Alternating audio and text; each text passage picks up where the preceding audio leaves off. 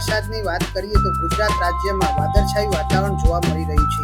એક 700 એસપી ઉપર એક સિસ્ટમ મધ્ય ગુજરાત ઉપરથી ઉત્તર ગુજરાત અને સૌરાષ્ટ્ર સુધી જોવા મળી રહી છે, પરંતુ સ્ટ્રોંગ સૂકા પવનો જોવા મળી રહ્યા છે.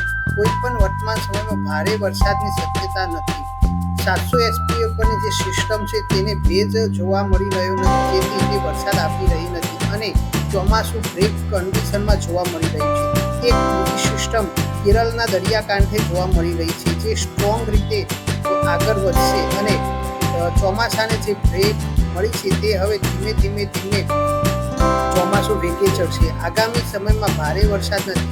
આજના વરસાદની વાત કરીએ તો ગુજરાત રાજ્યમાં સાબરકાંઠા, બનાસકાંઠા, પાટણમાં મુખ્યત્વે સૂકું વાતાવરણ જોવા મળશે અને ક્યાંક આંશિક રીતે હળવા ઝાપટા જોવા મળશે. જ્યારે મધ્ય પૂર્વ ગુજરાતની વાત કરીએ તો મધ્ય પૂર્વ ગુજરાતમાં પણ સૂકું વાતાવરણ જોવા મળશે, ક્યાંક હળવા છાંટછૂટી જોવા મળશે. સૌરાષ્ટ્રની અંદર ક્યાંક હળવા ઝાપટા જોવા મળશે, જ્યાં રાજકોટ, મોરબી, સુરેન્દ્રનગર, ગીર સોમનાથ, વેરાવળમાં ક્યાંક હળવા છાંટાછૂટી જોવા મળશે.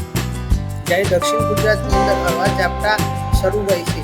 ચોમાસું ધીમે ધીમે વેગે ચડશે અને મુખ્યત્વે 15મી ઓગસ્ટથી ગુજરાત રાજ્યમાં વરસાદમાં વધારો જોવા મળશે.